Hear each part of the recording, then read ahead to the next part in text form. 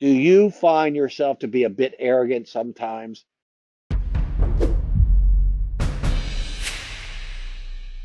And you know you're arrogant when you're sitting there, and I think Derek, you and I talked about this yesterday, when you're like going, come on, come on, come on, just get to the end. You know, you don't want to stop. You don't want to listen. You don't really want to hear the pain. You don't want to walk them right down the pain funnel. You just want to jump to the end because you know you can solve their problems. You think you can solve their problems. And that's the arrogance I'm talking about. Derek, for instance, Derek, I listen to you and you are so patient. And I lose my patience sometimes. And I have to actually talk myself down off the ledge, this arrogant ledge, to remember to be a freaking human being who really cares about the other human being.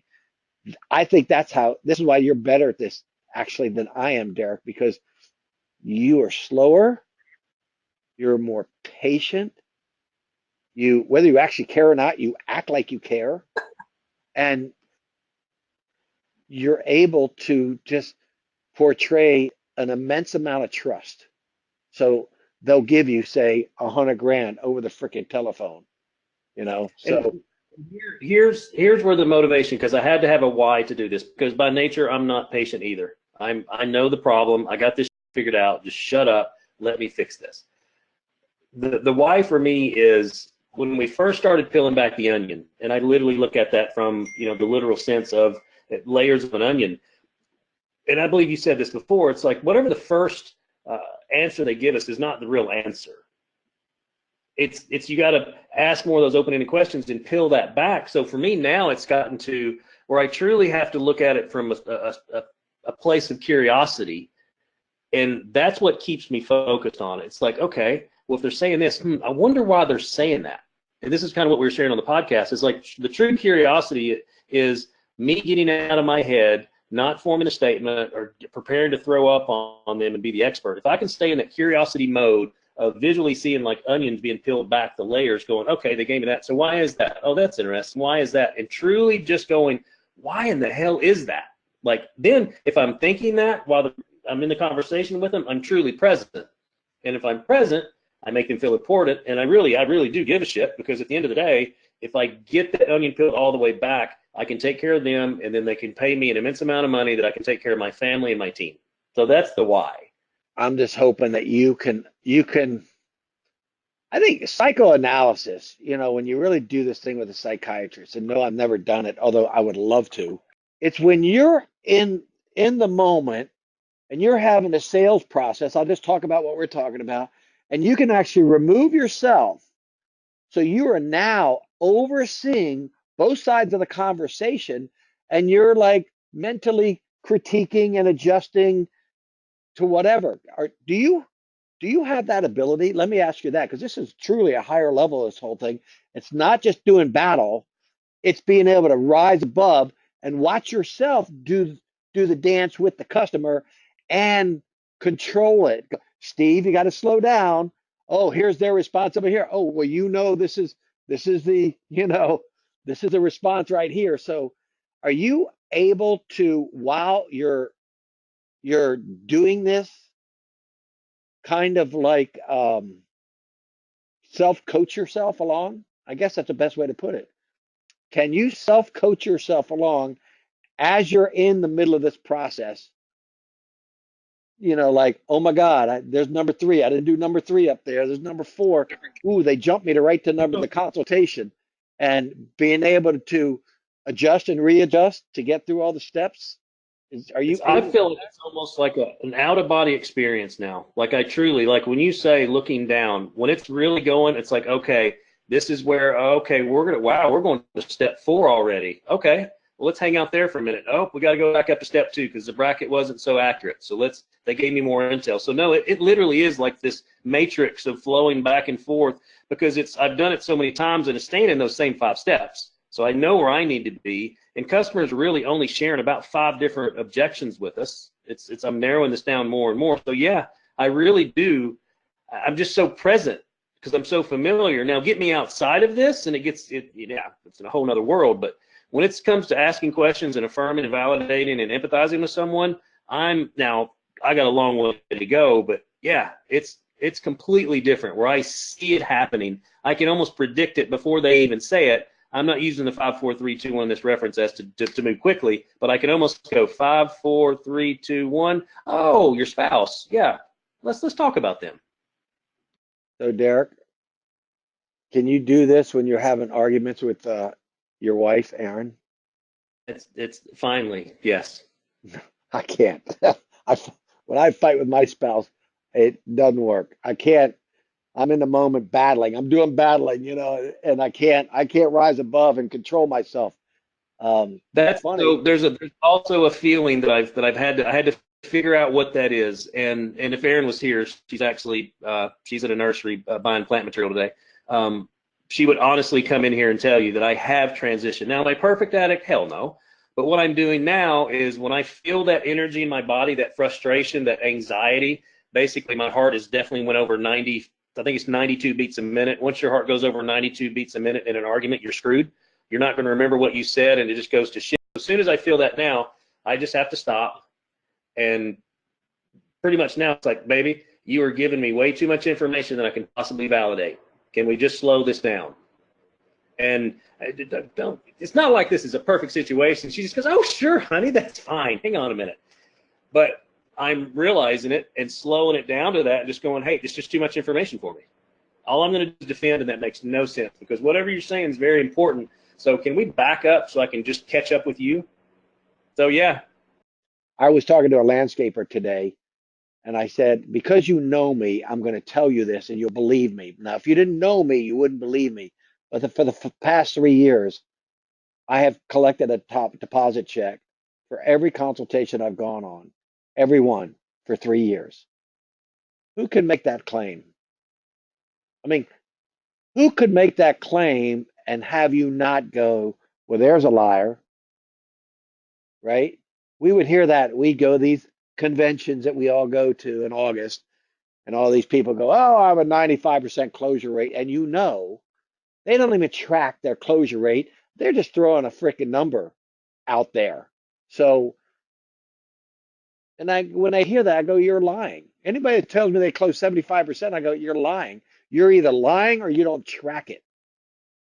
And Tim is not alone. And I know Travis Deedle got screwed and lied to one time. So he has the blemish. And I'm going to get screwed. Tomorrow I go on my first consultation. I've sold 17 jobs this year so far, all drain and cleans over the phone, a couple other little things. But I was telling Derek yesterday, I feel like I could seriously see a day where I don't even leave my desk. I don't even go out there to see the project. So tomorrow's my first one, and maybe I'll break the string tomorrow. Who knows? But whatever. See, So we talk that same thing in like Amazon. It's kind of relative to Amazon. People are shopping so differently nowadays, and it's still in its infancy. But think about that, how you guys buy. You just go online, you buy something, you don't go meet people. So just that centric side of it is changing. And give it another couple, 3 years, maybe not even that long. It really will. People will just go, okay, I'll pay up front for the whole service that you're providing me because I'm just so used to doing that. Yeah, it might take a month, but what's the difference? So it's changing fast. and let me tell you how it changes. I want to show you something, and I want you to see this string of messages. Here's a guy who refused to call me on the phone.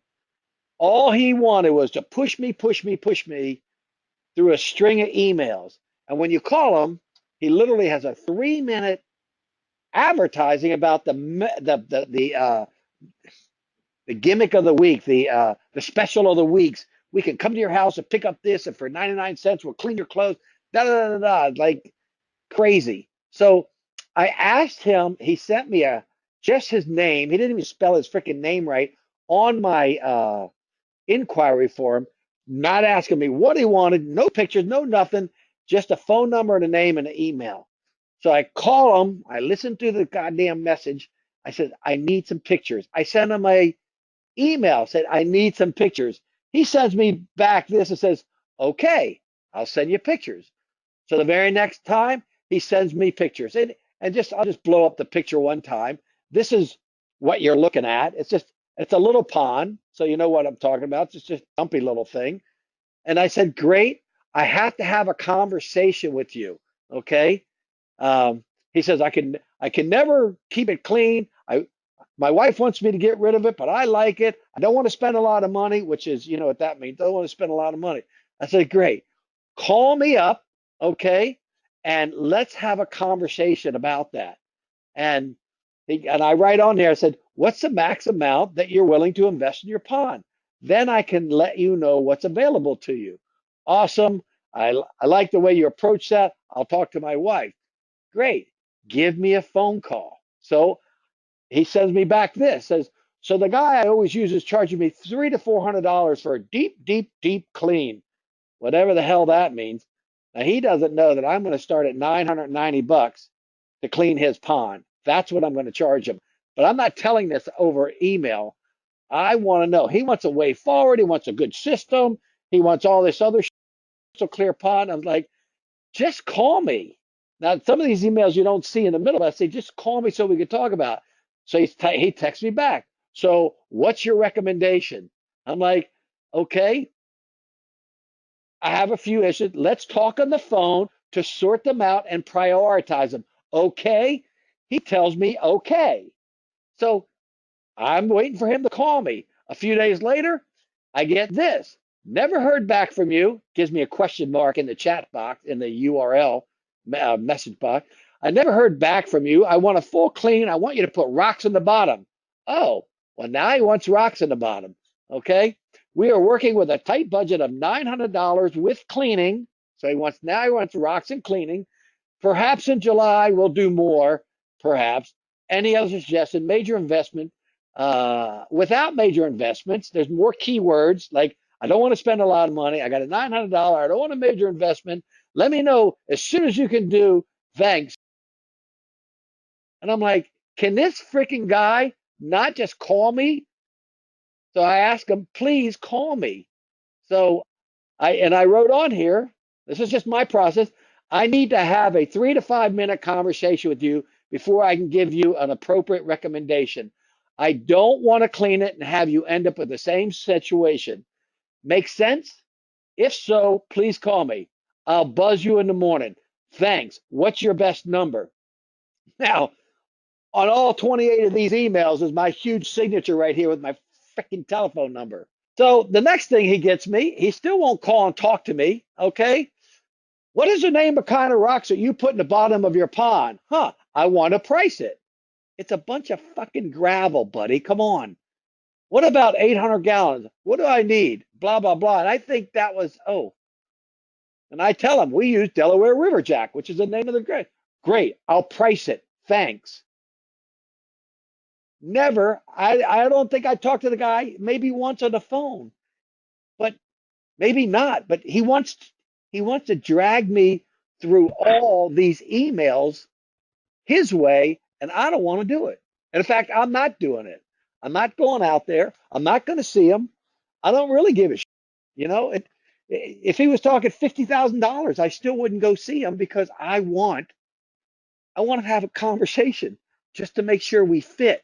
Is this making sense for anybody? I mean, I feel like I should send this guy a bill for $500. That's what I feel like, just for what he's wasted my time so far. And this, ladies and gentlemen, is the arrogance I'm talking about.